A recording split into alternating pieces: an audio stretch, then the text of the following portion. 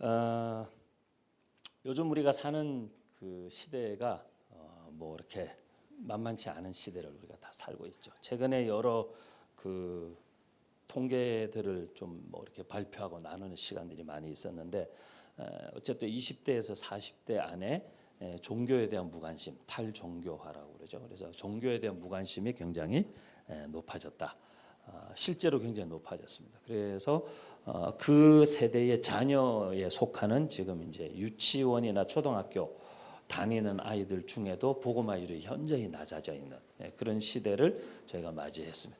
뭐 단지 기독교만이 그런 것이 아니라 뭐 불교, 천주교 다 마찬가지입니다. 모든 종교 자체에 대해서 좀 이렇게 무관심한 세대가 되어져 가고 있는 시대를 저희가 살고 있습니다. 그런 시대적 상황 속에서 과연 교회는 계속 존재해야 될 이유가 있는가?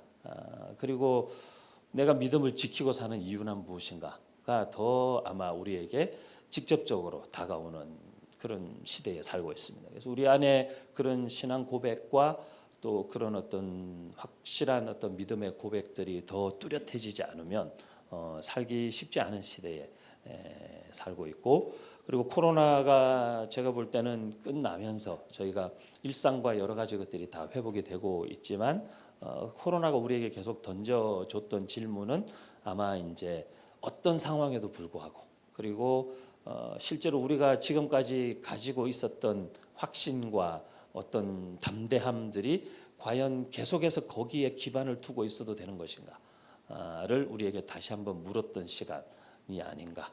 그래서 이런 상황이 또 반복된다 할지라도 나는, 그리고 교회가 흔들리지 않을 수 있는가라는 질문들을 계속하게 된 시간이었던 것 같습니다. 오늘 본문 우리가 읽은 사무엘상 3장 1절 말씀은 그렇게 시작합니다. 아이 사무엘이 엘리 앞에서 여호와를 섬길 때에는 여호와의 말씀이 희귀하여 이상이 흔히 보이지 않았더라.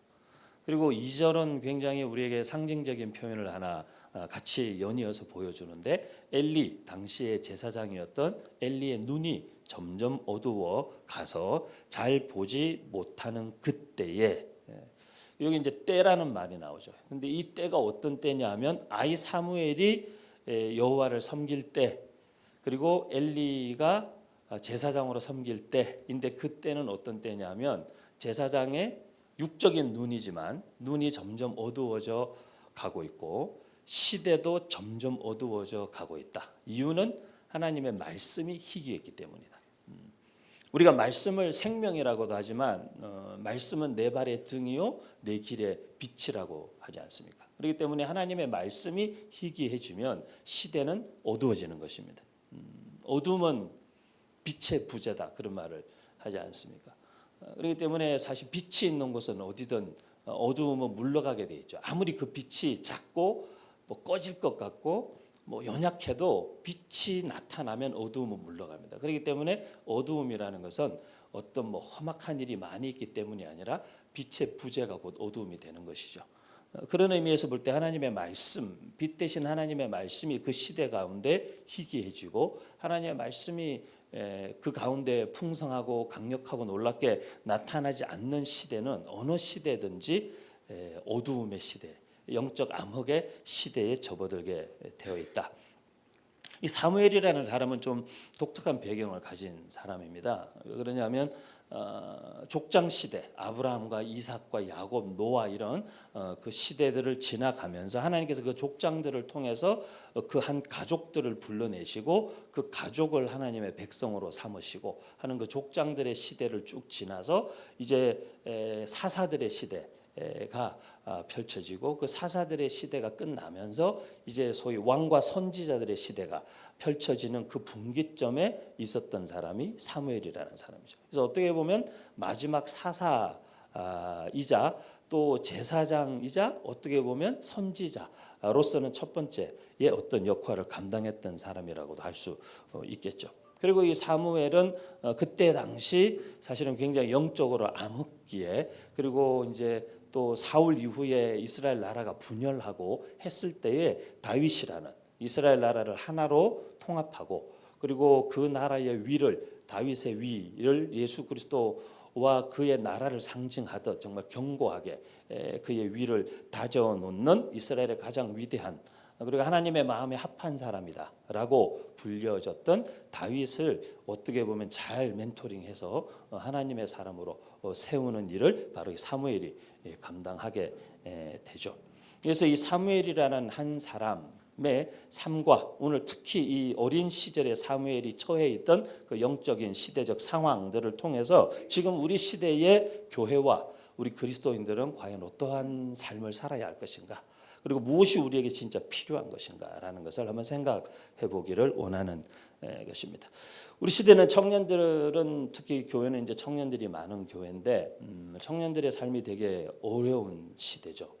그래서 청년들이 뭐 이렇게 꿈꾸지 못하고 꿈을 꿀 수 없다, 뭐 힘들다, 뭐 이렇게 미래가 보이지 않는다. 특히 코로나 지나고 서울시에서 서울에 있는 청년들과 지방에 있는 전국 청년들을 대상으로 쭉 설문 조사를 했어요. 블루 리포트라고 해서 그래서 이 청년들의 어떤 우울 정도와 코로나 시기를 이들이 과연 어떻게 보냈는가 이렇게 보니까 한 서울시 내에 있는 청년들 가운데 3%의 청년은 거의 최소 6개월에서 2년 이상 문 밖을 나간 적이 없대요. 아예 자기 방 문 밖을 나가지 않은 청년들이 서울 시내 청년들의 2%, 2.5% 정도 된다는 것이죠. 아예 최소 몇 개월에서 길게는 코로나 기간 내내 아예 문 밖을 집 밖을 나오지 않은 사람들. 그런 사람들도 청년들 가운데 20대 이상 청년들 가운데 많이 있습니다. 그리고 한 30% 이상의 청년들이 다 어떤 우울감에 시달리고 무기력한 마음들이 자기를 굉장히 많이 힘들게 했다. 그런 이야기들을 많이 하는 것을 봤습니다. 제가 청소년, 청년들 관련된 사역을 오래 하다 보니까 여러 통계나 이런 자료들을 좀 자주 들여다봅니다. 근데 제가 기억하기에 한 10여 년 전에 어떤 그 통계 자료들을 봤는데 우리나라의 청소년들의 한 26% 정도가 공무원이나 교사가 되기를 원한다고 그래요. 그리고 또 다른 한 26% 정도의 청소년들이 연예인이 되고 싶어 한대요. 그러면 우리나라 청소년들이 한 세대가 보통 평균 한 60만 명 정도 50만 명 정도 된다고 해도 청소년 그럼 한 6년 전에 어간에 걸쳐 있는 친구들인데 거의 한 300만에서 350만 명 정도 되는 아이들의 꿈이 공무원, 교사, 연예인 세 가지를 꿈꾸는 것이죠. 이 세상에 직업이 얼마나 수억 가지가 있는데 그 중에 세 개를 대한민국의 대다수 청소년 아이들이 꿈꾸더라는 거죠. 사실 냉정하게 정확하게 말하면 아이들이 문제가 아니라 이 사회가 이상한 거죠. 이 세상이 약간 미친 거죠. 근데 이제 한 5년, 6년 시간이 지나고 제가 이렇게 보니까 그때부터는 계속 이제 우리 청소년들의 꿈이 건물주더라고요. 그래서 약간 조물주보다 미치거나 때로는 위라고 느껴지는 그 건물주가 되는 게 꿈이라는 거죠. 뭐 어떤 아이들은 자기가 이제 뭐 재벌 2세가 꿈인데 아빠가 노력을 안 한다고 그래서 그런 이야기들이. 그러다가 한 2, 3년 전에 이렇게 보니까 아이들한테 이제 제가 수련회나 캠프 같은 데 가서 뭐 너네 뭐 꿈이 뭐야? 뭐 이렇게 이제 애들한테 물어보면 특히 막 초등학교에서 갓 올라온 애들 막 중1 요런 아이들 초딩들 이렇게 물어보면 꿈이 뭐야? 이렇게 물어보면 애들이 자기 유튜버 크리에이터가 되고 싶다고. 유튜버 크리에이터가 되고 싶다. 그래서 제가 그나마 좀 낫다. 그나마 크리에이터라는 말이 그나마 들어가서 조금이라도 이제 크리에이티브해지지 않나. 그런 생각을 좀 했어요. 근데 이제 최근에 굉장히 충격적인 이야기를 들었습니다. 최근에 청소년들에게 꿈이 뭐니? 이렇게 물어보면 아이들이 가스라이팅 하지 마세요. 이렇게 얘기합니다. 전사님 저한테 지금 가스라이팅 하시는 거예요? 이렇게 물어봐요, 애들이. 그러니까 애들이 그 뭐 꿈이 없다라고 얘기할 수도 있겠지만, 그러니까 내 인생에 누군가가 이렇게 개입하고 간섭하는 것 자체가 싫다는 거죠. 그럼 내가 꿈이 있든 없든 당신이 무슨 상관이냐? 그냥 내버려 둬라. 나는 나대로 살 테니까. 내가 꿈이 있어서 살든 꿈이 없어서 살든 그게 너한테 왜 문제인데? 그리고 그거에 대해서 당신이 왜 나한테, 그리고 우리는 그런 패턴이 있잖아요. 그죠? 어른들의 질문은 보통 패턴이 있어요.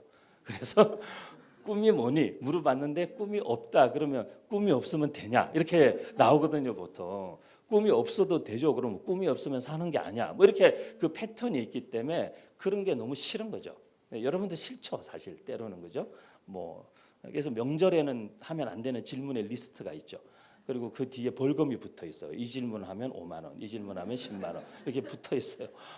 그럴 정도로 지금 시대의 우리의 삶이라는 것이 그렇게 소위 말하면 녹록지 않다는 것이죠.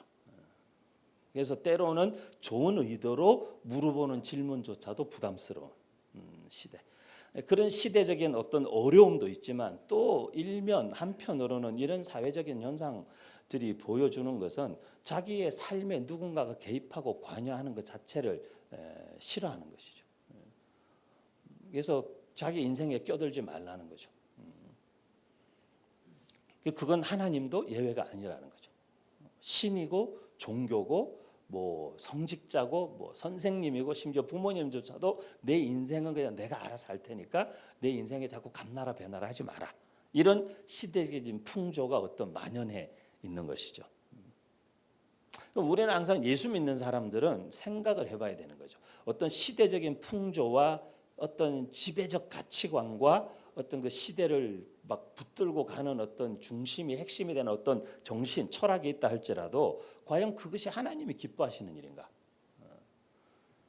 과연 그게 성경적으로 맞는 것인가?가 우리에게는 항상 더 우선이어야 하죠. 우리가 살고 있는 시대에 내 주변에 있는 청년들의 열의 9 만에 9,999명이 그렇다 해도 하나님의 말씀이 아니라고 하면 아닌 거죠, 그거는. 우리는 그것을 일컬어서 진리를 쫓아 사는 삶이자 우리가 예수 믿는 사람으로 믿음을 지키는 삶인 것이죠.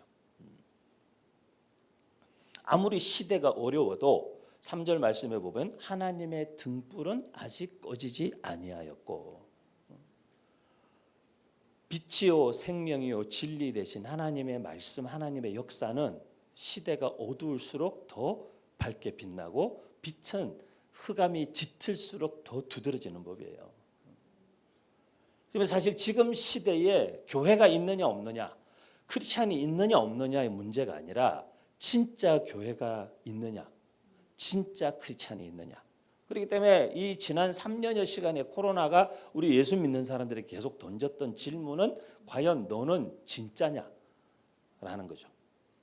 소위 우리가 말하는 교회, 예배당에 갈 수 없어도 그리고 누군가가 우리를 지켜보고 있지 않아도 그리고 다른 누군가에게 우리가 예배드리고 교회에 오고 가는 모습들을 보여주지 않고 예를 들면 가족들이 있는 사람들이겠지만 혼자 싱글로서 혼자 사는 사람들은 그 공간 안에 오롯이 나만 있다고 생각하는 그 공간 속에서 우리의 예배의 어떤 진정성과 또 우리의 예배의 태도와 그리고 하나님과 나만이 아는 그 삶에서의 신앙의 어떤 하나님 앞에서의 진실함이라든지 그런 요소들에 대해서 사실 코로나가 우리에게 한번 테스트 해본 거예요.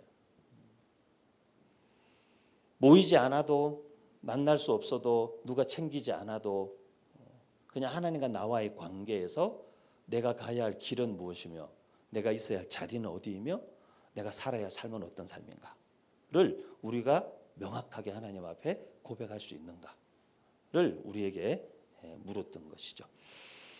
그래서 하나님의 등불은 어느 시대에나 꺼지지 않고 그리고 제사장들의 사실 주어진 굉장히 중요한 사명 중에 하나는 그 등불을 끄지지 않도록 하는 것이었습니다. 지금 우리 시대에 교회와 크리스찬들에게 주어진 사명이 있다면 이렇게 갈수록 짙어지는 흑암 속에서 빛 대신 예수 그리스도를 여전히 이 세상 가운데 빛 되심을 우리가 증거하고 그리고 생명이요 하나님께로 가는 아버지께로 가는 유일한 길이요 진리요 생명이 되는 예수 그리스도 그리고 그분이신 말씀이신 그분이신 말씀을 통해 여전히 우리는 이 세상 가운데 교회가 존재하는 이유 크리스찬들이 존재하는 이유를 명확하게 드러내야 하는 시대에 살고 있다는 것이죠. 근데 오늘 이제 4절부터 일어나는 어떤 한 사건이 있는데 사무엘이 자고 있었어요. 사무엘은 엄마인 한나가 엄청 기도해서 얻은 아들이에요. 막 주변의 사람들에게 격동과 공격과 무시와 당시 이스라엘 그 근동의 문화로 봐서는 그냥 죄인 취급 받으면서 그렇게 울며 하나님 앞에 기도해서 어렵게 얻은 아들이었어요. 그리고 그 아들을 주신 것에 대해서 그 아들을 하나님께 드리겠다고 약속했기 때문에 저절 떼자 이 아들을 데리고 와서 엘리 제사장에게 맡겼어요. 성전에서 먹고 자는 거죠. 그 사무엘이 성전에서 먹고 자고 있는데 한날 저녁에 누가 자기를 부르는 거죠. 사무엘아, 사무엘아 이렇게. 근데 부르는데 그 예배당 안에서 자기를 성전 안에서 자기를 부른 사람은 엘리 제사장밖에 없으니까 당연히 사무엘은 일어나서 엘리 제사장에게 달려간 것이죠. 부르셨습니까? 아니 나는 너를 부르지 않았다. 다시 가서 자라. 다시 가서 누웠어요. 좁은데 또 사무엘아 사무엘아 또 부르는 거죠. 또 엘리 제사장이 갔습니다. 안 불렀다는 거죠. 세 번째 갔습니다. 그때쯤에 엘리가 그렇게 막 좀 몸에 소름 돋았을 것 같아요. 약간 무서웠을 것 같아요. 얘가 왜 이러나 막 이러면서. 근데 안 불렀다는 거예요. 근데 엘리가 그때 딱 이렇게 깨달음이 왔어요. 눈도 좀 어두워지시고 영적인 감각도 둔해지셔가지고 세 번 만에 깨달았어요. 아 이게 하나님이 사무엘을 부르시는 것 같다. 그래서 사무엘에게 얘기했어요. 다시 가서 누워라. 다시 한번 너를 부르시거든. 여기 있는 말씀 그대로 그렇게 대답해라. 내가 여기 있나이다. 여호와께서 부르셨기로 내가 여기 있나이다. 하니 여호와께서 사무엘에게 그때 말씀하시는 거죠. 근데 사무엘이 이렇게 계속 엘리에게 달려갔던 이유를 7절은 뭐라고 얘기하냐면 사무엘이 아직 여호와를 알지 못하고 교회를 다닌다고 해서 우리가 하나님을 아는 건 아니에요. 교회 생활을 하나님과 상관없이 얼마든지 할 수 있죠. 제가 이렇게 여러 교회들을 거쳐보고 여러 교회들을 다녀보고 많은 분들을 만나보면 예수 믿는 사람들은 약간 교회 짬밥이 오래되면 될수록 하나님과 상관없이 얼마든지 교회 다닐 수 있는 사람들이에요. 그냥 어떤 권사님이 좋아서 그냥 교회 밥이 맛있어서 그냥 예배 분위기가 괜찮아서 근데 이런 것들은 어떻게 보면 하나님과 아무 상관없는 것일 수 있어요. 그리고 그냥 교회 가면 재밌잖아. 뭐 이런 것들. 우리 안에 다양한 교회 오는 이유가 있을 수 있지만 우리가 가져야 될 이유는 교회 오는 이유가 아니라 하나님을 만나고 하나님을 찾는 이유죠. 우리가 끊임없이 하나님을 찾고 하나님을 만나는 이유죠. 교회를 오든 오지 않든. 근데 사무엘은 아직까지 하나님을 알지 못했어요. 저는 이 말이 되게 잘 이해돼요. 왜냐하면 저는 교회에서 나고 교회에서 자랐기 때문에. 목사 아들로서 교회에서 났고 옛날에는 우리 어른들 목사님들은 거의 사택이 다 교회 안에 있거나 교회랑 아주 가까운 데 있거나 교회 안에 교회에 붙어 있었어요. 다. 제가 어릴 때 태어났던 옛날 집 가봤어요. 옛날 사택 저희 아버지가 처음 전도사 나가셨던 교회 가봤어요. 보니까 사택이 교회 예배당 바로 옆에 있는 거예요. 거기서 제가 태어났어요. 그리고 제 바로 밑에 동생도 목사인데 제 동생이 태어난 곳에 제가 가봤어요. 지지난주에 제가 그 지역에 집회를 가게 돼가지고 제가 거기 한번 가보고 싶다고 갔더니만은 거기도 예배당 교회 터 안에 예배당이 있고 그 옆에 사택이 있었어요. 그래서 저희 동생도 교회 그 터 안에서 태어난 거죠. 저희 막내도 그랬어요. 저희 막내도. 그리고 저희 아버지가 심지어 90년대 80년대 후반에 개척을 80년대 초반에 개척을 하셔서 80년대 교회를 건축하시면서도 예배당 건물을 크게 엄청 크게 한 1000석 정도 되는 예배당을 지으셨는데 그 옆에 사택을 지어가지고 복도를 연결해서 제 방에서 저희 방을 또 겨울 난방을 이제 쉽게 하시려고 저희 아버지가 바닥에 온도를 다 까셨어요. 그 넓은 본당에 온도를 깔면 겨울에 이제 보일러를 돌리니까 안이 훈훈하고 좋은 거죠. 막 온풍기 안 돌려도 되고. 그러니까 이제 신발을 다 벗고 신발장이 쭉 있어서 맨발로 들어갔단 말이에요. 예배당에. 제 방에서 맨발로 본당에 갈 수 있었어요. 그냥 복도 하나를 통과하면, 짧은 복도를 통과하면 바로 본당이었어요. 그랬는데도 제가 생각해 보면 제가 진짜 하나님을 하나님으로, 그리고 하나님이 하나님 되신다는 사실을 내 삶으로 온전히 다 인격적으로 수용하고 내 의지대로 살지 않고 저의 모든 의지와 삶의 목적을 하나님께 다 드리겠다. 그 고백을 한 거는 한 20살 정도 돼서였던 것 같아요. 그동안에 교회를 계속 다녔어요. 그리고 당연히 목사의 아들로서 교회의 주루 요직을 두루 거치고 교회의 모든 직분과 역할들을 두루두루 다 체험하면서 나름 인기를 많이 누리고 뭐 그렇게 살았어요. 그런데 정말 하나님이 어떤 분이신지를 분명하게 알고, 그리고 그 하나님께 내 삶 전부를 의탁하고 드릴 수 있다.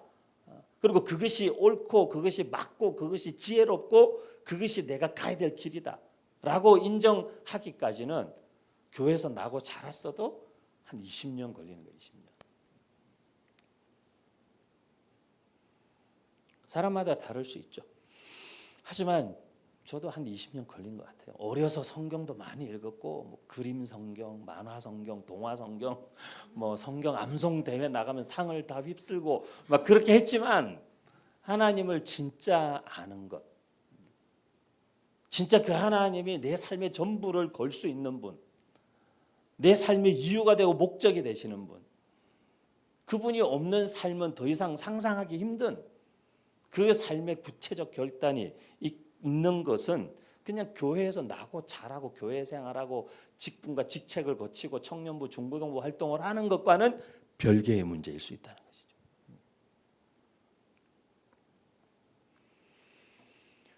아직 여호와를 알지 못하고 여호와의 말씀도 그에게 아직 나타나지 아니하였더라 그랬어요. 하나님을 아는데 무슨 다른 왕도가 있지 않습니다.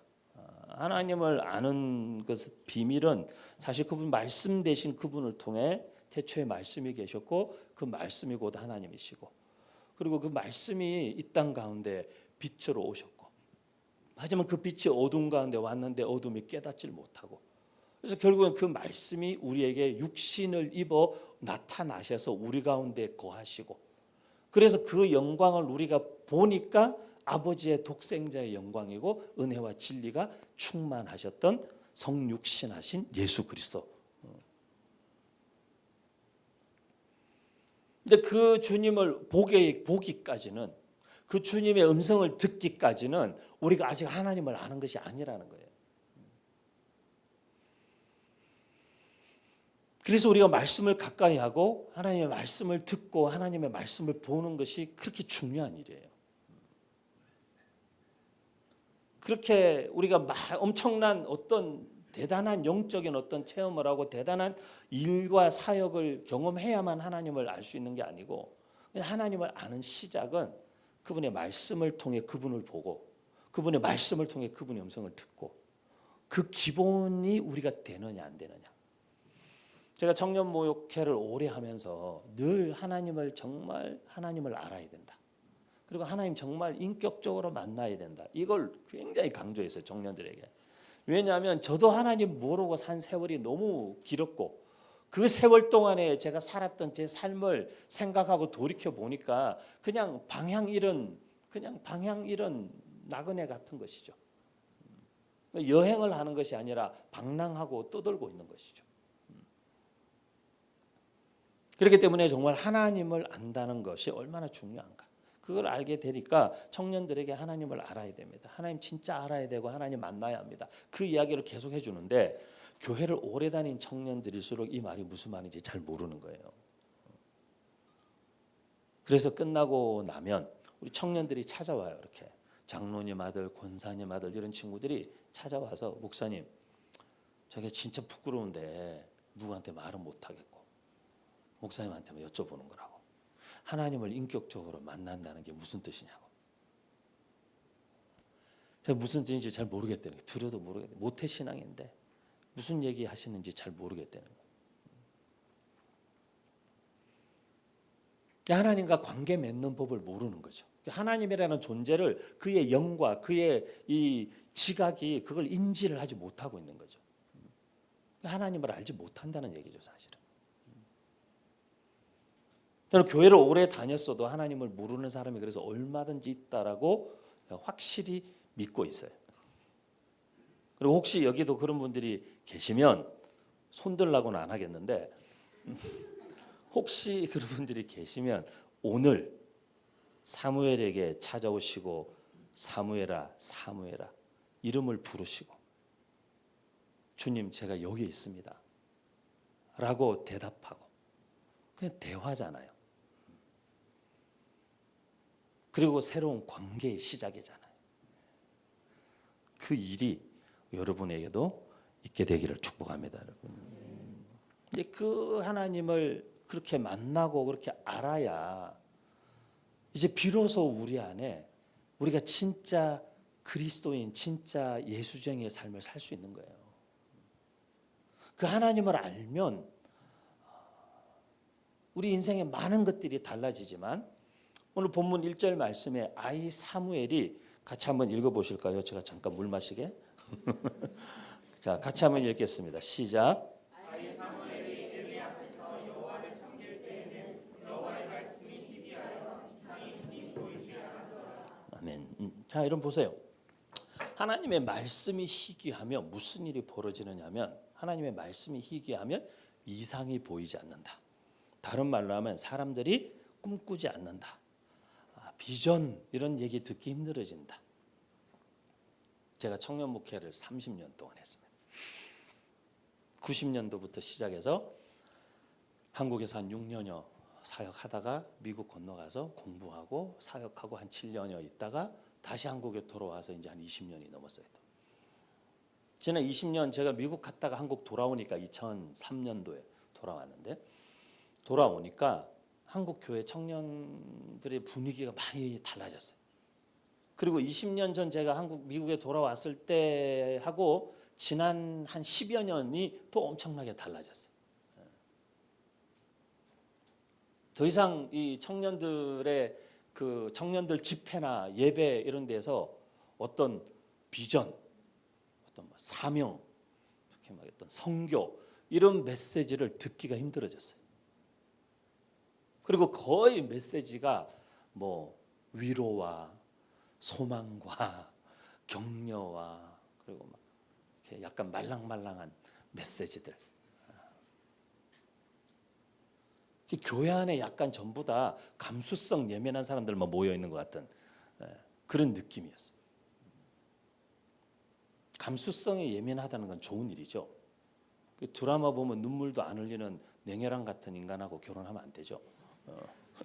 근데 감수성이 예민하고 뭐 그런 거 있어야죠. 시 한 편 읽고도 막 가슴이 뭉클해지고 그 정도는 해야죠. 그 정도는 우리가 살아 있어야 되지만 신앙이 감수성은 아니죠. 그 감수성이라는 게 또 하나님을 발견하는 데 도움이 되긴 해요. 근데 신앙이라는 것은 하나님이 누구신지를 아는 것이고 하나님이 누구신지를 알게 됨으로 말미암아 그분과의 관계에서 내가 누군지를 알게 되는 거고 내가 누군지를 알게 되고 나를 지으신 분이 누군지를 알게 되고 말씀을 통해 그분의 목적과 계획을 알게 되므로 목적 없고 계획도 없고 길도 모르던 내 인생에 목적이 생기고 길을 찾게 되는 것이 하나님을 아는 것이죠. 그 신앙생활을 하는 거죠. 열정도 없고 저는 열정하고 관계없는 사람이에요. 그런 사람 있을 수 있어요. 뭘 해도 뭐 가슴 뜨거운 일이 없어요. 그럴 수 있어요. 하지만 예수님 만나면 그렇게 살 수가 없어요. 우리가 삶이 변화되고 그 변화된 삶이라는 게 누군가에게 메시지가 되고 도전이 된다는 것은 저 사람이 예수 믿기 이전에 어떤 사람인지 아는데 저 사람이 예수 믿고 나더니만 사람이 변한 거죠. 예수 믿기 이전에 자연인으로서의 우리는 열정 없을 수 있어요. 내성적일 수 있어요. 그리고 수줍음 많이 탈 수 있어요. 그리고 방향성도 없고 목적도 없는 인생을 살 수 있어요. 그리고 남들한테 뭐 이렇게 나도 남들 인생에 관여하기 싫고 남들도 내 인생에 관여하는 거 싫고 그냥 나 좀 가만 내버려둬 그냥 그렇게 살 수 있어요. 하지만 예수님이 내 인생에 들어오시고 난 이후부터는 우리의 삶이 바뀌는 거죠. 그분과의 관계를 계속 맺어가면서 그분 때문에 우리의 삶의 목적이 보이고 그분 때문에 우리의 삶의 길이 보이기 시작하고 그분 때문에 내 삶에 없던 열정이 일어나고 저분이 기뻐하시는 일을 위해서라면 내 목숨도 한번 걸어보고 싶은 그런 감정들이 그런 객기조차도 막 올라올 수 있는 게 하나님을 아는 것의 비밀이고 놀라움이죠.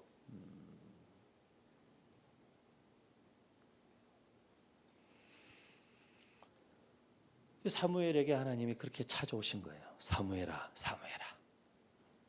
엄마가 기도하고 자녀를 바치고 자녀가 예배당 안에서 열심히 봉사하고 섬기고 예배하고 뭐 그렇게 다 그 교회의 모든 일을 다 수종 들었겠죠.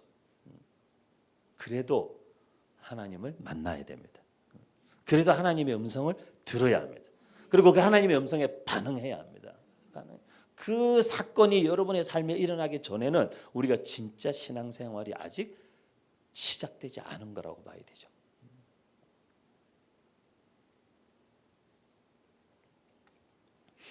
지금 우리 시대는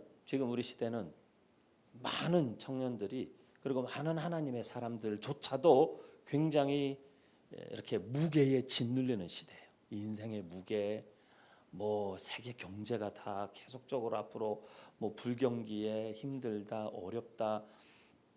그런데다가 뭐 이상한 뭐 AI 이런 애까지 나타나 가지고 막 진짜 아이들을 막 힘들게 만들고 그런 일들이 있죠. 뭐 우리의 일자리가 뭐 다 사라지고 이번에 저랑 되게 가까운 IT 회사 대표님이 그런 책을 냈어요. AI가 나와 가지고 뭐 몇만 개의 일자리가 사라진다. 그런 기사가 엄청 많은데 이분이 인공지능이 등장해서 앞으로 뭐 6만 9천 개의 일자리가 새로 생긴다. 그런 책을 냈어요. 근데 복잡하죠. 복잡하죠. 그리고 우리 여기 청년들과 함께 이렇게 예배하고 계시는 우리 어른들 이렇게 집사님, 권사님 다 이렇게 여러분들 계시는 거 제가 볼 때마다 참 대단하시다. 오늘도 막 이렇게 막 성령이 불타는 교회 하는데 거의 순교할 뻔했어요. 이걸 도대체 어떻게 따라 부르는 거지? 청소년 집회 가서도 이보다 빨리 부르진 않았던 것 같은데 막 이런 느낌으로 막 엄청 부르시는데 야 이거 하시다가 한 두 분 쓰러지시는 거 아닌가? 근데 뭐 교회 안에 뭐 그런 걸 떠나서 제가 한번 버거킹에 갔어요.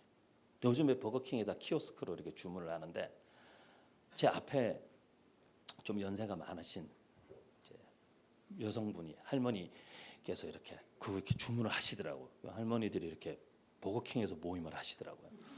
되게 세련된 분들이시지만 키오스크는 익숙하지 않은 거죠. 이게 뭘 눌러야 되는데 누르고 생각하고 계시는 동안에 다시 초기화됐어요. 그리고 또 누르고 뭐 몇 개 누르고 그 다음에 이제 막 살피는데 또 초기화됐어요. 그래서 제가 뒤에 이렇게 보다가 해드렸어요. 그런데 제가 그 뒤에서 이렇게 보고 있으면서 참 살기 힘드시겠다. 살기 힘들다고 느끼시겠다. 물론 이제 금방 제가 그게 아니구나라는 걸 알게 됐지만 그렇게 해서 이렇게 커피 한 잔과 커피 두 잔과 프렌치 프라이를 하나 주문하셔서 자리에 가셔서 친구분 세 분과 함께 가방에서 싸우신 빵을 꺼내서 드시더라고요.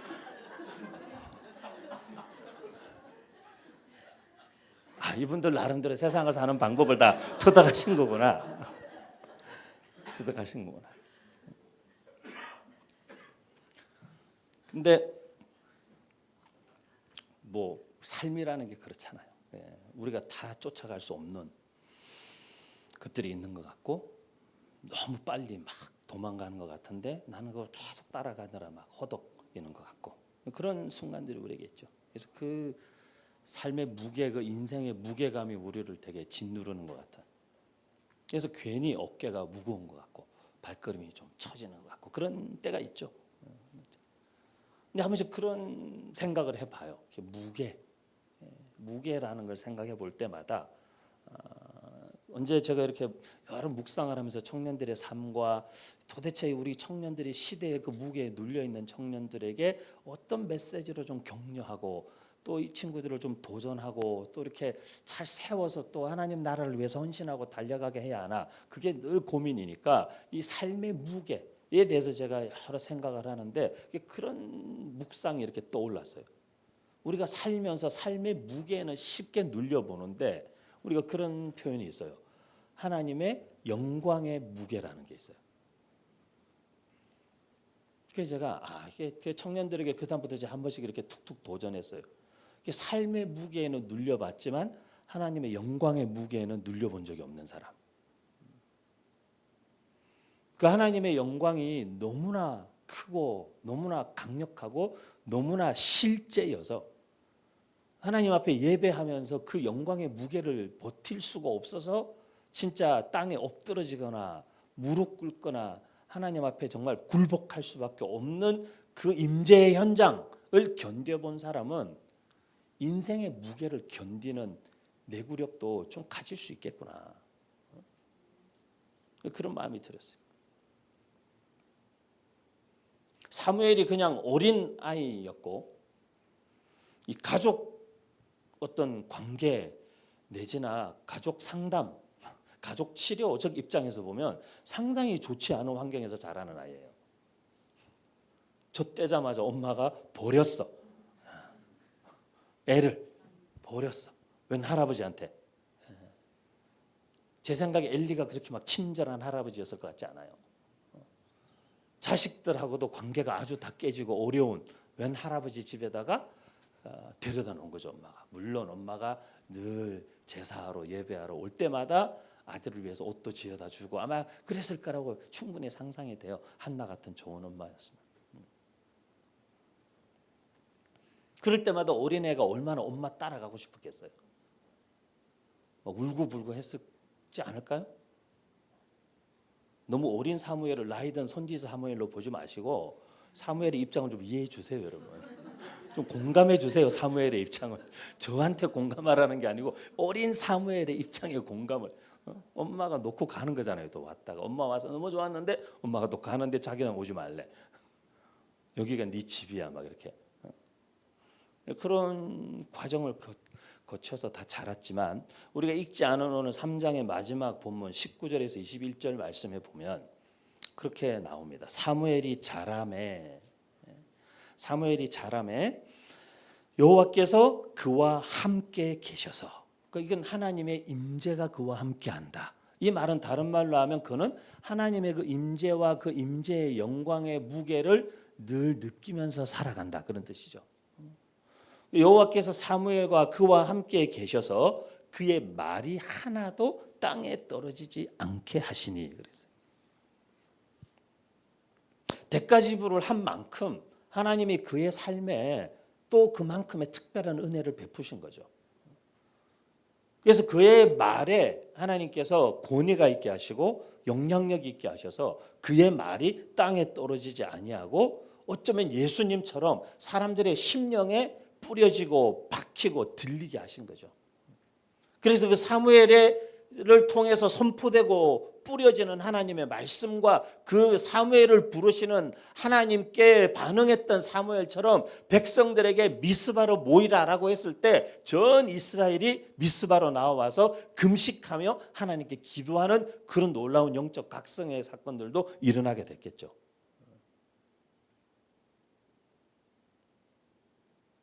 제가 목사 아들로 태어나서 자라면서 이렇게 질풍노도의 시기를 보내면서 하나님께로부터 엄청 좀 도망가려고 되게 노력했던 때가 있어요. 그러니까 최대한 멀리 가보려고 엄청 노력했던 시절이 있었어요. 그랬는데 제가 결국 왜 하나님께로 돌아가기로 결정했냐면 제가 어릴 때부터 신앙생활을 하면서 몇 살 아니었지만 청소년기가 되기까지 자라면서도 목사 아들이고 하니까 눈치가 뻔한 거죠. 저희 아버지가 사시는 걸 이렇게 보니까 이게 예수 믿는 게 상당히 고난의 길이고 고된 일인 거죠. 그리고 저희 아버지가 그때 이제 뭐 교회 저희 아버지 목회를 정말 잘하셨어요. 가는 곳마다 교회가 진짜 뭐 어떤 시골에 가도 그 온 시골 마을 사람들 전체가 다 예수 믿어서 교회가 엄청 부흥하고 성장하고 막 늘 목회를 잘 하셨어요. 가면 한 4, 5년 되면 교회가 엄청 성장했어요. 거의 뭐 지역 사람들 다 예수 믿을 정도로 엄청 성장했어요. 그 마지막에 개척하셨을 때에도 그냥 우리 가족들 데리고 예배 드렸어요. 그냥 2층에 한 30평 되는 홀 같은 거 하나 얻어가지고 의자도 하나 없어가지고 바닥에 빨간 밍크 담요라고 빨간색 담요 깔고 거기 저 우리 삼형제 누나 어머니 다섯 식구 앉고 아버지가 여기 앞에 공부하는 책상 놓고 설교하셨어요. 그렇게 개척 시작했는데 뭐 3, 4년 안 지나서 그 한 1000석 넘어가는 예배당을 건축하기 시작하신 거예요. 목회를 잘 하셨어요. 어디 가나 그렇게. 근데 그 과정에서는 저희가 했어야만 되는 대가 지불이 있었어요. 왜냐하면 그렇게 교회가 엄청 성장하고 막 그때 제가 지금 생각해 보니까 한 70년대 후반 뭐 요 정도 80년대 초반 정도 되는데 우리가 이렇게 2층 양옥집에 살았어요. 새로 지은 집에. 그래서 우리 사남매인데 방이 다 하나씩 다 있었어요. 이제 지금도 기억나요. 어릴 때 그 좋았던 시절이 되게 짧았기 때문에 하지만 기억이 나요. 막 아침에 거기가 저기 경상남도 합천군에서도 한참 더 들어간 초계리라는 곳이었어요.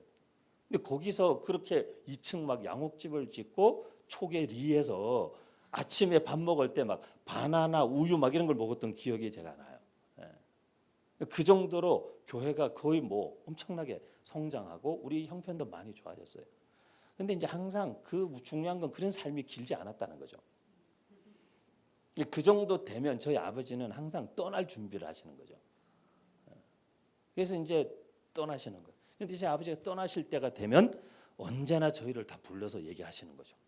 저희를 다 불러서 얘기하시는데 이제 뭐 아빠가 사역지로 옮기려고 한다. 뭐 이렇게 얘기하시는 게 아니고 저희한테 항상 그러셨어요.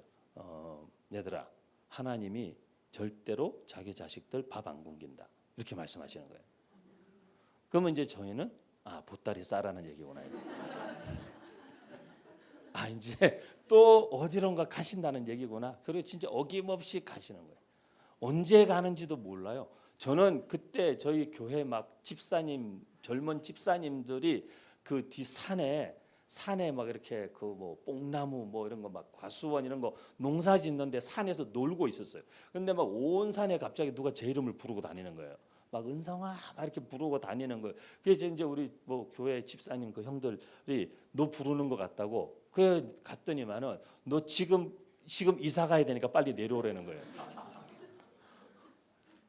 내려갔더니만은 어머니 아버지 이삿짐 다 싣고 벌써 가시고 저하고 저희 뭐 누가 한 분 계시더라고요. 그래서 제 기억나요. 택시를 타고 합천군까지 갔던 기억이 나요. 거기서 버스 타고 경남 진주라는 곳으로 갔어요. 거기서 저희 아버지가 또 개척을 하신 거죠. 또 개척을 하신 거죠. 근데 그렇게 잘하면서 봤죠. 이제 이거 예수 믿는다는 게 뭔가 이게 아버지가 목사로 이렇게 사는데 이렇게 뭐 그리고 이제 그 마지막에 개척하실 때는 제가 막 신문 배달도 하고 막 중학생 때 그랬어요. 그래서 이제 신문 배달하다가 저희 동생은 죽을 뻔했어요. 저희 누나는 막 교통사고 나고 저도 교통사고 나고. 근데 그게 뭐 그리고 그때는 아파트가 다 주공 아파트 5층짜리 이런 거밖에 없었어요. 5층에서 신문 보는 분 너무 싫은 거예요. 그거 뛰어 올라가야 되니까 5층까지 엘리베이터도 없으니까. 그냥 이렇게 탁 자전거 타고 가면서 이렇게 탁 던지면 딱 담장 넘어 들어가야 되는데 아파트는 그게 안 되는 거예요. 그것도 뭐 밑에다 놓으면 안 되고 꼭 문 앞에다 갖다 놓으라니까 5층까지 올라가야 되는 거죠. 이제 그런 시간들을 보내면서 그냥 그렇게 굳이 그렇게 살아가는 아버지의 삶이 이해가 잘 안 되는 게 점점 나이 들면서 이제 느껴지는 거죠. 왜 굳이 그렇게 살아야 되지? 그리고 막 하나님 믿고 산다는 게 그 청소년기에는 되게 조금씩 거추장스러워지기 시작했고 뭔가 내 뜻대로 하면 안 될 것 같고 우리 아버지를 보니까 내 뜻대로 사는 게 아니라 그분 뜻대로 살아야 되는 거죠. 내 뜻과 내 욕망과 내 욕심을 다 꺾고 죽이고 그분의 뜻대로 살아야 되는 그 삶이 결코 행복해 보이지 않는 거죠. 그래서 도망가 보려고 했던 거예요. 한번 내가 살고 싶은 방향으로, 내가 살고 싶은 방식으로 살아보고 싶었던 거죠. 그 어린 나이에도. 그렇게 초등학교, 국민학교 한 5학년, 6학년부터 계속 제가 가고 싶은 길을 갔어요. 중학교, 고등학교. 그러다가 이제 대학교 1학년 되면서 하나님을 다시 만나게 된 거죠. 근데 제가 그걸 다시 만나고 돌이키게 됐던 계기는, 저는 이렇게 생각을 많이 하는 편이라고 작년에도 말씀드렸는데 생각을 많이 해요. 그런데 제가 생각을 해보니까 그 시점에 한 5, 6년 그렇게 살아보고 나서 깨달음이 왔어요. 무슨 깨달음이 왔냐? 하나님을 쫓아가는 삶을 사는 것도 쉽지 않다는 거 이미 알고 있었고, 근데 하나님께로부터 도망가려고 몇 년 죽기 살기로 노력해봤는데 그것도 너무 힘든 거예요. 그래서 제가 일로 가도 힘들고 절로 가도 힘든 거구나 이거는. 그러면 이왕 자빠져도 앞으로 자빠지자, 이런 생각에 그냥 하나님께 다시 제가 방향을 돌린 거예요. 그냥 돌아선 거예요. 그냥 저쪽으로 가다가 그냥 돌아서서 이쪽으로 가기 시작한 거예요. 근데 그렇게 한 번에 저의 마음의 생각이었고, 저는 저쪽으로 가려던 몸을 돌이켜서 이쪽으로 간 것뿐인데, 말 그대로 진짜 그때부터 저의 삶에 개입하시고 나타나시고 이끌어 가시고 하시는 그분의 일이 너무 놀라웠을 뿐인 거죠. 제가 어떻게 한 게 아니고. 그게 삶에 하나님이 함께 계신다라는 것의 의미, 그러니까 무엇인지를 이제 점점점 느끼고 알아가기 시작하는 것이죠. 그리고 여전히 인생은 버겁고 힘겹지만, 최근에도 지난 저희 아들이 5월 3일 날 한국에 왔는데, 이제 5월 8일 어버이날이 됐잖아요. 그래서 이제 아들이 이렇게 카드를 써서 주더라고요. 엄마한테도 카드 쓰고 아빠한테도 카드 써서 줬는데, 이제 카드를 이렇게 읽어 보니까 저희 아들이 그렇게 써놨더라고요. 뭐 자세 정확한 워딩은 아니지만 내용은 그런 거예요. 아빠가 말은 하지 않지만 짊어지고 가야 되는 그 무거운 짐이 되게 클 텐데, 그걸 전혀 자기나 가족들에게 티내지 않고 혼자서 다 지고 가시는 거 자기가 안다고. 자기가 빨리 자기도 열심히, 그리고 빨리 더 자라서 아빠의 짐을 좀 자기가 나눠서 지고 싶다. 자기가 언젠가 갚겠다. 막 이러면서 그렇게 써놓은 거예요. 근데 지금도 제가 버텨야 되고 견뎌야 되는 무게가 있죠. 인생의 무게가 있죠. 사역자로서의 무게, 그리고 저에게 요구하는 여러 이런 여러 사역과 여러 일과 여러 관계성 속에서 저에게 요구되어지는 그 짐들과 그 무게와 역할과 이런 것들이 다 사실은 무게죠. 우리에게 역할이 많을수록 다 우리에게는 그게 하나하나가 다 짐이죠. 그런데도 그것을 계속하게 하는 것은 그거보다 더 강한 힘으로 더 강한 팔로 저의 삶을 계속 끌어가시는 그 주님의 손에 붙잡혀 있기 때문에 오늘도 또 한 걸음 더 가는 거죠. 우리가 무겁지 않아서, 힘들지 않아서 그래서 가는 게 아니죠. 무거운데 힘든데 이 주님 손 놔버리면 진짜 주저앉을 것 같고 한 걸음도 더 못 갈 것 같은데, 그걸 아시니까 그분도 우리를 붙잡고 계시는 거고, 우리도 할 일은 이게 안 무겁게 해주세요가 아니라 그분의 손을 필사적으로 붙잡아야 하는 거죠. 그 임재의 무게가, 이 무게는 아무것도 아니라고 견디게 만들 만큼 그분과 함께 걸어야만 하는 거죠. 그런 그의 삶에 하나님이 그의 말이 땅에 떨어지지 않게 하시고, 그리고 20절에는 단에서부터 브엘세바까지 온 이스라엘이, 북쪽에서부터 남쪽 끝까지 거하는 모든 이스라엘 민족들이 사무엘이 여호와의 선지자로 세움받은 사람인 줄을 알았다 그랬어요. 알았다. 저는 우리가 이런 어둡고 어려운 시대일수록 저는 우리 예수 믿는 사람들이 우리 자신을 더 오히려 숨길 것이 아니라 명확하게 드러내야 된다고 믿어요. 사람들이 종교를 숨기고 그리고 밝히는 것을 불편해하는 사람들이 있고, 그걸 불편해하는 사람들을 배려해줘야 되는 게 지금 시대의 미덕이 돼가고 있죠. 직장에서든 어디서든.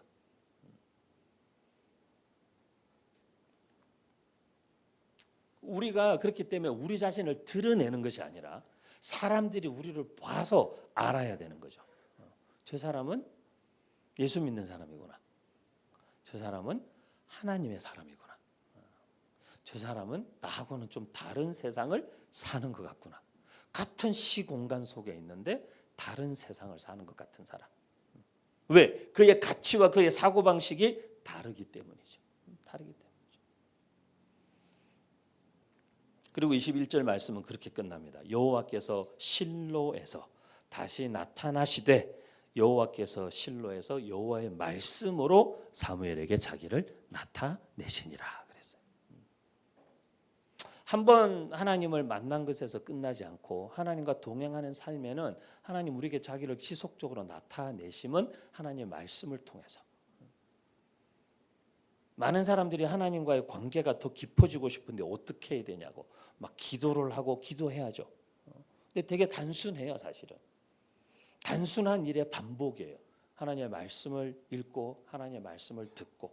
그래서 하나님의 말씀을 읽음으로 나의 영의 눈이 뜨여져서 하나님의 임재와 그 실제를 보기 시작하고, 하나님의 말씀을 지속적으로 들음으로 하나님의 음성이 무엇인지를 분별할 수 있게 되고, 그리고 그것을 지속하고 반복함으로써 그분이 어떤 분이시며 그분의 음성이 어떤 것인지를 분별할 수 있는 분별력을 가지게 되고, 제가 볼 때 21세기를 살아가는, 그리고 지금 같은 시대를 살아가는, 특히 인공지능 뭐 이런 시대를 살아가는 우리 크리스찬들에게는 굉장히 중요한 문제가 분별력의 문제가 됐어요, 이제.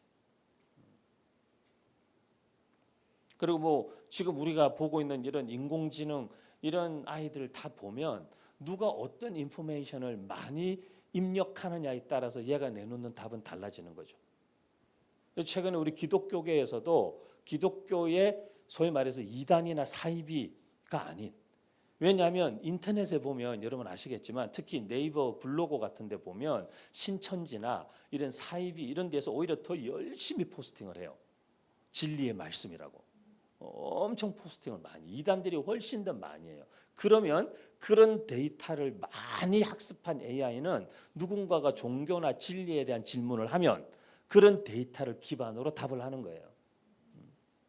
지금 우리 기독교계에서 일각에 있는 이쪽 영역에 있는 전문가분들과 신학자들과 여러분들이 이렇게 함께 팀을 이루어서 좀 이렇게 어떤 AI가 어떤 이런 우리 정확한 전통적이고 좀 건강한 신학과 교리의 필터링을 받아서 어떤 정확한 답을 내어놓는, 그거를 지금 현재 연구하고 있고 지금 거의 이제 완성 단계에 왔어요. 그래서 그 필터를 통해서 똑같은 질문을 해보니까 되게 정확한 성경에 기초한 정확한 답을 그래도 하더라고요, 얘가. 근데 그런 만큼 컴퓨터 하나에 뭘 물어보고 그거에 대해서 나오는 답조차도 그냥 믿을 수 없는, 가짜 뉴스가 만연하고 거짓이 난무하고 이단의 미혹이 난무하는 시대를 우리가 살고 있죠. 이럴 때일수록 정말 크리스찬인 우리에게 더 필요한 것은 이단이 어떤 존재들이고 그들이 하는 거짓말이 무엇인도 정확하게 알아야 되지만 하나님을 더 정확하게 알아야 되는 거죠. 오리지널이, 본질이, 실체가 진짜가 무엇인지를 더 명확하게 알아야 되는 것이죠. 그래서 이 시대에 우리에게 길러야 되는 분별력이라는 것은 하나님을 더 정확하게, 더 분명하게 아는 것. 요한복음 15장에 예수님께서 우리와 아버지와 우리, 자기 그리고 우리와 예수 그리스도 아버지와 연합과 하나됨을 포도나무와 가지로 비교하시죠. 그러면서 너희가 내 안에 내가 너희 안에. 저도 처음에 그 말을 읽었을 때는 그냥 그 파트만 계속 읽고 되게 쉽고 가볍게 넘어가고, 요한복음 15장 뭐 14장부터 예수님의 마지막 설교 같은 그 본문을 몇 번 읽었는데도 그거를 캐치를 못했어요. 그런데 그 말을 들을 때마다 무슨 말인지 알겠어. 예수님이 내 안에. 그러면 어떤 영적 체험도 해봤고 성령님에 대한 감도 있으니까 그래, 성령님이 우리 안에 계시고 하나님 예수님 우리 안에 계시는구나 라는 것 정도는 내가 얘기할 수 있겠는데, 내가 예수님 안에는 그럼 어떻게 들어가야 되나? 어떻게 나는 예수님 안에 어떻게 거하는 거지? 라는 게 정확하게 사실은 설명이 안 됐어요. 그리고 그분이 우리 안에 들어오신다라는 게 그냥 그러면 영적 체험을 이렇게 하거나 하는 사람들은 어떤 감이라도 가질 수 있는데 그런 영적인 체험조차 해보지 못한, 제가 지금까지 30년 넘게 사역하면서 보면 뭐 영적인 특별한 은혜와 은사가 강력하게 나타나는 어떤 집회나 사건들이 일어나는 현장들이 많이 있었는데도 불구하고 그래도 또 그런 영적인 체험을 못하는 사람은 또 못하더라고요. 그날은 여기 있는 모든 사람들이 다 성령 받고 뭐 방언도 하고 막 다 할 것 같은데 그런 정도로 강력하게 막 진짜 내가 주체할 수 없을 만큼 하나님 막 역사하시는데도 안 되는 사람은 또 안 되더라고요. 그러면 계속 그런 어떤 체험이 우리에게 확신을 주는 것으로 몰아가면 그렇지 못한 사람들은 설 자리가 없어지는 거예요. 그렇다고 해서 그 체험이 별거 아니라든지 그러지 않아요. 그 체험은 되게 강렬한 거고 하나님 우리에게 함께 하신다는 것을 사실 우리가 이 전인적 존재로서 영혼 육을 가진 존재요, 지정의를 가진 존재로서 머리로만 아는 것이 아니라 우리의 감정과 우리의 온 감각으로 느끼고 알 만큼 강력하게 하나님 우리 안에 일하시는 하나의 증거죠. 그런 어떤 부분도 여러분에게 정말 필요하다면 저는 하나님이 주신다고 믿습니다, 여러분. 그리고 그런 체험을 여러분이 정말 저는 가급적이면 그런 체험을 할 수 있는 기회와 시간과 때가 여러분 어느 순간 불현듯 갑자기 성령의 역사는 갑자기 나타나는 거기 때문에 갑자기 여러분에게 임하고 찾아오게 되기를 축복합니다, 여러분. 이 성령님의 역사는 갑자기 나타나기 때문에 이게 늘 자리를 지키는 게 되게 중요해요. 기도의 자리, 말씀의 자리, 하나님이 일하시는 자리. 제가 이렇게 사역을 오래 했는데요. 청년 사역 그리고 목회하면서 보면 이번에 진짜 하나님이 되게 강력하게 역사하실 것 같아. 근데 딱 그날 보면 딱 꼭 있었으면 싶은 애는 꼭 안 와요. 거의 뭐 30년 동안 변하지 않는 진리 같아. 오늘 걔가 왔어야 되는데 오늘 걔 안 온 거예요. 딱 안 옵니다. 신기한 일이에요. 그거 가지고 제가 무슨 뭐 사탄의 방해가 있고 뭐 이렇게까지는 얘기하고 싶지 않은데 안 와요. 근데 그거 진짜 너무 안타깝죠. 너무 안타깝죠. 언제 일하시고 어떻게 일하실지 아무도 몰라요. 하지만 여러분 마가의 다락방에 기도하고 기다렸던 사람들도 성령의 약속을 믿고 뭐 3일 뒤에 올게 일주일 뒤에 올게 이런 약속이 없는 거죠. 그냥 약속을 믿고 그 자리를 지키고 기도할 때 갑자기 성경에는 호련히 성령님께서 임하시고 각 사람 위에 불의 혀와 같이 갈라지는 것이 있었다. 각 한 사람 위에. 그런 있어야 하지만 그리고 여러분 하시기를 제가 축복하고 바라지만 우리가 내가 너희 안에 너희가 내 안에 이 말이 15장 중반부쯤 가면 내가 너희 안에라는 말이 나의 말이 너희 안에 이렇게 바뀌어요. 예수님의 말씀 내가 너희에게 부탁하고 전하고 기록된 하나님의 말씀이 너희 안에 거하면 내가 너희 안에 거하는 것과 같다 그런 뜻이죠. 그래서 하나님의 말씀을 꾸준히 지속적으로 매일 정말 습관과 같이 계속 가까이 하는 것은 너무 중요한 일이에요. 너무 중요한 일이에요. 이 말씀을 통해서만 하나님을 알 수 있고 이 말씀을 통해서만 하나님을 알아갈 수 있고 이 말씀이 우리 안에 풍성히 거할 때에만 이 말씀이 우리 안에 살아 움직이고 역사하는 것들을 체험할 수 있기 때문이죠. 제가 중국을 되게 오랫동안 다녔습니다. 한 30년 가까이 중국을 다녔습니다. 제가 30년 전에 중국 갈 때는 성경책도 가져갈 수가 없었어요. 그리고 중국에서 무슨 이상한 짓을 하다가 잡히면 예수 믿는 외국인들도 감옥에 갔습니다. 그리고 매를 맞고 고문을 당하고 뭐 그렇게 해서 쫓겨나면 다행이고 뭐 그냥 억류돼서 갇혀 있을 수도 있었죠. 이제 이 소위 말해서 뭘 하다 잡혔느냐에 따라서 뭐 현장에서 예배를 드리다가 적발되면 거의 감옥에 갇혀서 일정 기간이 지나야만 그리고 뭐 인간 이하의 대우를 받았죠. 30여 년 전에 중국은 여러분 상상할 수 없습니다. 지금도 중국이 저는 막무가내인데 30년 전에 중국은 진짜 상상을 초월합니다. 성경책도 가져갈 수가 없고 뭐 식당에 가서 밥 먹을 때 기도를 할 수도 없고 호텔 방에서도 선교사님이나 외국인들 이렇게 만나면 대상이 누구냐에 따라서 대화도 마음대로 할 수가 없고, 왜냐하면 그때 당시에 이미 선교사로 다 낙인 찍혀 있는 사람들은 어느 호텔에 들어가든지 지금도 여권을 다 등록하죠, 외국인들이. 중국은 우리가 30년 있어요, 선교사님들이. 그러면 입국한 날부터 지금까지 이 사람이 어디 갔는지가 컴퓨터에 그 사람 파일 열면 쫙 나오는 거예요. 네가 몇 월 며칠 몇 시에 어느 지역 갔고 무슨 기차 탔고 어느 비행기 탔고 어디서 누굴 만났고가 다 공안에 그게 다 기록에 남아 있으니까요. 걸리면 그 파일 하나 열면 다 나오는 거죠. 그게 내버려 두고 있는 거죠. 그치? 몇 년 전부터 이제 오래된 선교사님들부터 계속 추방시키고 있죠, 중국에서. 와서 그 사람들이 서류 들이밀고, 봐, 너 이거 있잖아, 그러니까 나가라. 그러면은 4일 안에 나가, 3일 안에 나가 그럽니다. 그러면 짐도 정리 못하고 쫓겨나신 선교사님들 많이 계세요, 최근에. 지금도 계속 쫓겨나고 있어요. 이제는 직업을 가지고 워커 비자를 갖고 일하던 분들도 다 하나씩 다 쫓겨나고 있어요. 근데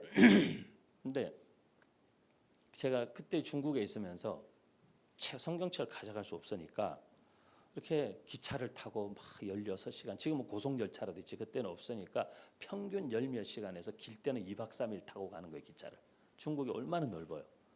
근데 뭐 성경책도 가져갈 수가 없지, 찬송가도 부를 수가 없지, 소리 내어서 기도도 할 수가 없지. 얼마나 답답한지 몰랐어요. 진짜 막 나중에는 심장이 터질 것 같은 거예요. 찬송가도 못 불러, 기도도 못 해, 성경도 못 봐. 그게 뭐 미칠 것 같은 거예요, 나중에는. 그래서 제가 이렇게 기차 침대에 이렇게 누워 가지고 있는데 나중에는 막 눈물이 나는 거예요. 너무 막 영적으로 답답하고 막 이러니까. 그리고 막 이렇게 눌리니까, 그 영적인 분위기에 눌리니까 막 눈물이 날 정도예요. 그래서 제가 그때도, 그래도 제가 지금도 생각나요. 그때 제가 보니까 제가 어릴 때 막 이렇게 성경 암송하면서 외웠던 그 성경 말씀들이 그래도 생각이 나는 거예요, 이렇게. 근데 그 성경 말씀들을 이렇게 떠올리면서 혼자서 떠올리고 조용한 소리로 뭐 한국말로 조용조용 얘기하는데 뭐 알아듣겠어요. 그러니까 그냥 한국말로 조용조용하게 누워서 이렇게 읊조리는데 진짜 눈물이 나더라고요, 눈에서 계속. 근데 그 말씀 몇 구절 암송하는 그 시간이 저한테 이렇게 막 제가 진짜 살아나는 것 같은 거예요, 그 시간이. 살아나는 것. 여러분, 진짜 우리가 누리고 있는 생명, 우리가 누리고 있는 자유, 우리가 누리고 있는 이것들이 사실 얼마나 소중하고 큰 의미인지를 우리가 그것들을 구속받아 보기 전에는 알 수가 없죠. 근데 지금 시대는 우리가 그런 것들을 누가 대놓고 구속하지는 않지만 앞으로 갈수록 여러분, 우리가 우리의 신앙을 그냥 자연스럽게 이야기하는 것조차 되게 부자연스럽고 문화적으로 부적절하다고 여겨지는 시대가 이미 왔고 계속 오고 있어요. 그러면 이제 똑같은 질문 앞에 우리가 직면하게 될 거예요. 진짜 예수쟁이로 산다는 것은 무슨 의미일까? 무슨 의미일까? 우리 사랑하는 귀한 조이풀 교회 우리 청년 여러분, 성도 여러분, 이런 시대일수록 우리 안에 하나님을 아는 지식이 더 깊어져야 됩니다. 더 확실해져야 됩니다. 그리고 작은 소리로 읊조려도 막 나가서 소리 지르지 않아도 작은 소리로 읊조려도 내 안에 그분이 말씀하시는 그 음성이 울려야 됩니다.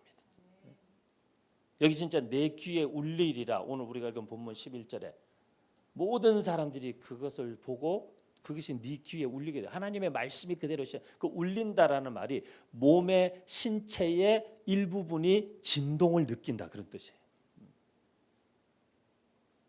그래서 오늘도 우리가 함께 예배하고 말씀 앞에 나아가고 기도하는 이 시간에 하나님께서 저는 여기 있는 여러분 한 분 한 분에게 찾아오셔서 여러분에게 사무엘아 사무엘아 하시는 것처럼 여러분의 이름을 불러주시고 개인적으로 여러분과 대화하고 교제하기를 원하시고, 주님 제가 여기 있습니다. 주님 제가 무엇을 하기를 원하십니까? 주님 제가 어떻게 살기를 원하십니까? 그렇게 우리의 마음을 담은 고백, 그것이 대화요 사귐이고 인격적인 만남인 것이죠. 그렇게 하나님을 정말 깊이 인격적으로 진정으로 만나는 그 만남의 사건이 우리로 하여금 또 한 주간 우리의 남은 삶을 어떻게 살아야 하고 왜 살아야 하고 무엇을 선택하며 살아가야 하는지를 분명하게 보여주는 하나님의 은혜로 임하게 되기를 축복합니다.